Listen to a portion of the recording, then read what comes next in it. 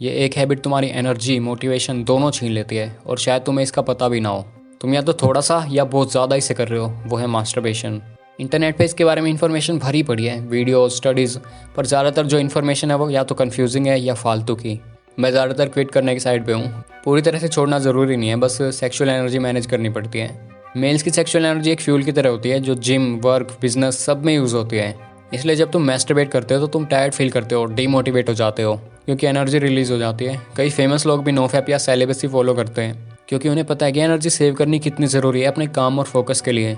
एक आर्टिस्ट ने बताया था कि एल्बम रिकॉर्ड करने से पहले वो 30 दिन नोफैप करता था, बस एनर्जी स्टोर करने और फोकस बेटर करने के लिए।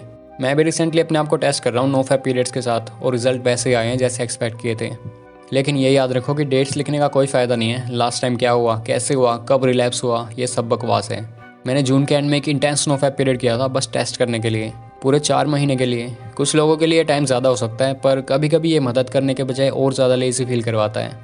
एक ही बार में सीधा एक्सट्रीम तक जाने की ज़रूरत नहीं है। 2 हफ्ते से 2 महीने का पीरियड काफ़ी होता है। ज़्यादा हो जाए तो मूड स्विंग्स और इरिटेशन आ सकती है। सेक्सुअल एनर्जी इंपॉर्टेंट है क्योंकि जिम या कोई भी एक्सरसाइज करते टाइम तुम्हें बेटर परफॉर्म करने में मदद मिलती है। नो फैप से तुम्हारे पास ज़्यादा एनर्जी होती है, तुम ज़्यादा वेट लिफ्ट कर पाते हो, ज़्यादा फोकस और कंसंट्रेशन होती है, चाहे जिम हो, बिजनेस हो या डेली लाइफ के काम हो। अब जैसे मैं अपना यूट्यूब चैनल शुरू कर रहा हूँ और ऑनेस्टली मुझे ये एनर्जी और भी ज़्यादा चाहिए, क्योंकि study, gym, editing, scripting, recording, thumbnail, इन सब में काफ़ी एनर्जी लगती है। सॉल्यूशन सिंपल है पर थोड़ा टाइम लगेगा, क्योंकि कई लोगों को ये हैबिट बचपन से ही लगी हुई है। जैसे अगर डेली करते हो तो फ्रीक्वेंसी कम कर दो। जैसे अगर मंडे को किया तो ट्यूसडे स्किप करो, फिर वेडनेसडे को कर सकते हो, मतलब एक एक दिन के गैप पे कर लो।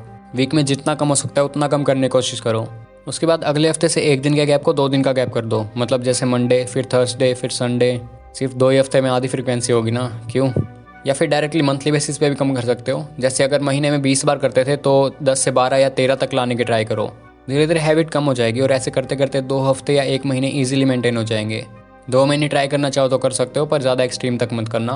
और हाँ, एंड में बस थैंक्स बोलना चाहता हूँ तुम सभी को जो चैनल को सपोर्ट कर रहे हो, सब्सक्राइबर्स बढ़ रहे हैं और जो एक्टिवली चैनल फॉलो कर रहे हैं। हम लोग एक कम्युनिटी बना रहे हैं जहाँ एक दूसरे की मदद कर सकते हैं और सीख सकते हैं। अगर ज्वाइन करना चाहो तो सब्सक्राइब कर लो। अपना ध्यान रखो, मिलते हैं नेक्स्ट वीडियो में।